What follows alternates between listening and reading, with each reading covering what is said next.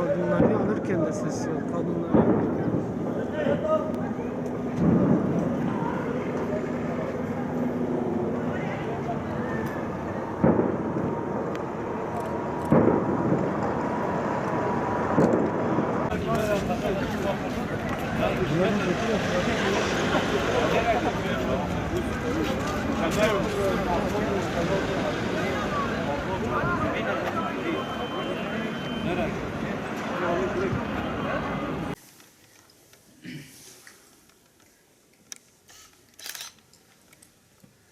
Şey turşu barışık ya Barışık ya ima çok barışık ya bir aya davi ki kome mamere mitebetun rışna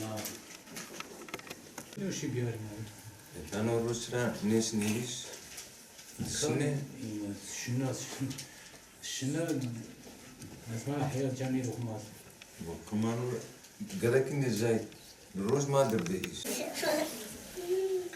biraz az çok az Göster bana bir renk. 15 Çeçili olan üstü çok parlak. av parlak. Kazarına ila kare.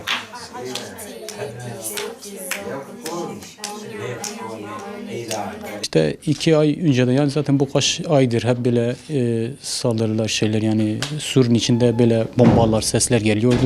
Yani bizim taraf biraz sakin yani biz öyle zannediyorduk. Niye? Orası bize uygundu yani. Yani bizim orada mesela kira diyeyim ki 250 milyondur. Buraya geldik işte burası 500, 600.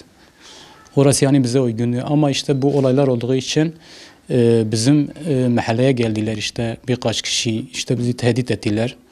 Dedi yani burada bize yardımcı olun dedi burada hendek kendimizi koruyacağız. İşte birkaç sefer dedik yani dedik işte bizim çocuklarımız buradadır. Biz bu işi yapamayız. Bizi kaç kere tehdit ettiler. Yani bu işi bizimle yapacaksınız. Hepimiz içindir. İşte burayı yani korumak için. İşte dedim kendi evimizi burada çıkaralım. Baktım geldim buralardan birkaç ay zaten gezdim bir 20 gün falan gezdim ben. Baktım bize uygun yoktur. Abim çağırdı. Dedi gel buraya ne yapalım diye. Mecbur diye burada kalalım diye. Hepimiz burada kalalım. Dedim senin durumunda mağdurdu. Dedim gelsem oraya dedim. Senin geçimi de yani o kadar yoktur. Yine de çok şükür geldim yanına yani ne yapalım. Yine de idare ediyoruz yani. Burada 15 nüfus yani benimle birlikte yani gerçekten çok zor. Demek istiyoruz. Yani mağduruz yani. Mağdur durumdayız. Yani bunları yani araştırman lazım. Bunlar buradan göç etmişler. Bunlar ne yapıyorlar? Nereye gittiler bunlar? Yani geldi burada Suriyeliler geldi. Suriyelilere mesela yer verdi, şey verdi. Hatta biz kendimiz yani orada mahallemizde oturuyorduk. Onlara yer verdik. Dedik mağdurdur. Ama şu an bakıyoruz ki yani hiç kimse bize bakmıyor yani. Biz onların durumuna düştük. Belki de onlardan daha kötü kişiler de var yani. Şu an yerleri yok yani oturacak şekilde. Yani biz bunu demek istiyoruz. Yani artık onlar da bizi bulsunlar. Yani onlar sesimiz onlara da gitsin artık. Onlardan bir ay önce benim zaten sokakın başında bir tane bomba yerleştirmişlerdi. Evet. Orada zaten benimle o bombanın arasında bir 100 metre ya var ya yok. Yani 100 metre civarında bir şey var. Ben işteydim, çalışıyordum eski halin oradan. Baktım hem bir telefon açtılar benim hanım beni açtı dedi gel dedi evimiz yıkıldı. Dedim niye? Dedi burada bomba patladı. Ben koşarak geldim eve. Baktım orası hepsi yani perişan. Benim çocuğum da içerideydi. O camlar hepsi böyle patlamıştı camlar. Üzerine gitmişti. Ya Allah yani Allah'a şükür demek ki ona hiçbir şey olmamıştı. Ondan sonra o gece yarısı baktım geceyle kalktı böyle bağırdı. Bağırdı dedi baba dedi bomba patlıyor. Dedim yok oğlum dedim bomba patlamıyor. Dedim bomba bir şey burada yok dedi yok dedi yine bomba patlıyor. Dedi buraya attılar. Yani o şekilde onun psikoloji hem de kızım da yani aynısı. Onun psikoloji de bozulmuş. Çocukları yoktur. Kardeşim zaten çıkmıyordu Ali Paşa'dan.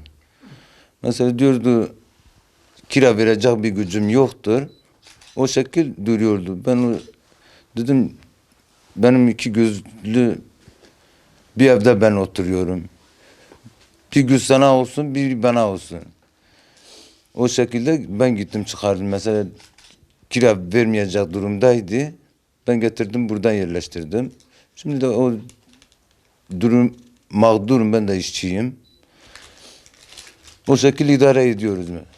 İllere bunu diyorum. Bu mağduriyeti biraz önce gidermesine yardımcı olsa iyi olurdu.